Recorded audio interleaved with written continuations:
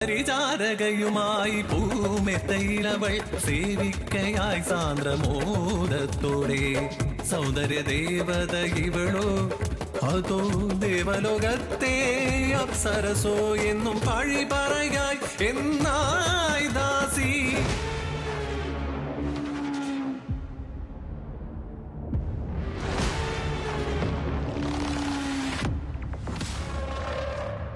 കാലപാശമേന്തുന്ന കാലകേയവാകിയവൻ നരകാസുരൻ. ഉഗ്രതപസതിനാൽ നേടിയവൻ ആവരം ബ്രഹ്മനിൽ നിന്ന്.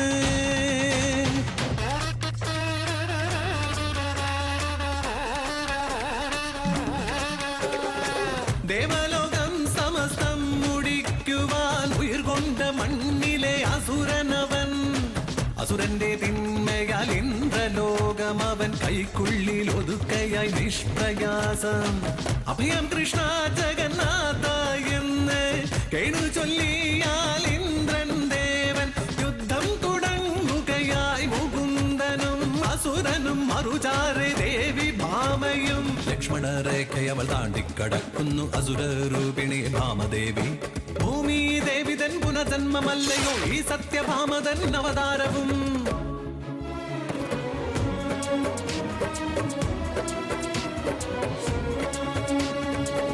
ഒരു ദിനം ഭാമയും കൃഷ്ണനുമായി ദേവലോകത്തേക്ക് ആഗതരായി. സ്വർഗ കവാടം തുറക്കുന്ന വേളയിൽ പ്രണയം തുളുമ്പുന്ന സുഗന്ധം കാണ്ടേ ഭാമ.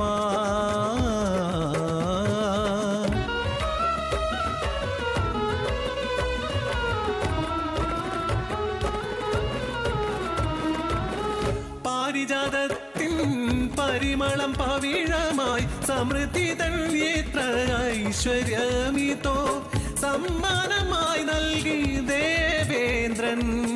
അരുണോദയത്തിൽ കാമുകീവൾ ഭാമതൻ സ്വന്തമീ പാരിജാതം. ഭാമതൻ സ്വന്തമീ പാരിജാതം.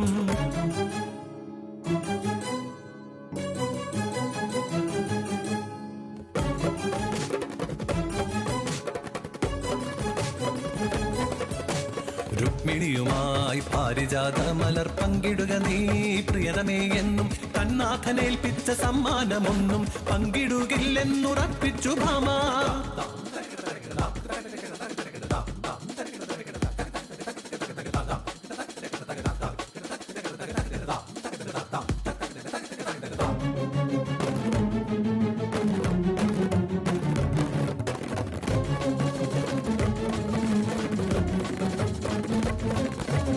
എന്നും കൂടെയുണ്ടാകണം ജഗദീശൻ എന്നാല് തൻ്റേത് മാത്രമാകൂ ലക്ഷ്യം. പണയത്തിൽ ചെന്നവസാനിക്കുക എന്ന സ്വാർത്ഥതയോ ഭാമതൻ കുടിലതയോ.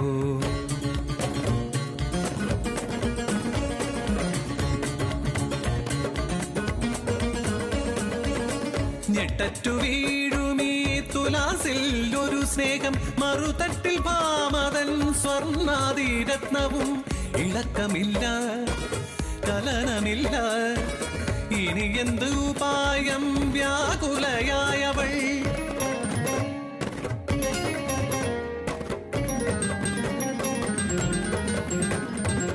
പടുതരമൊഴിയവൾ ചെന്നെടുത്തു രുക്മിണി ദേവി.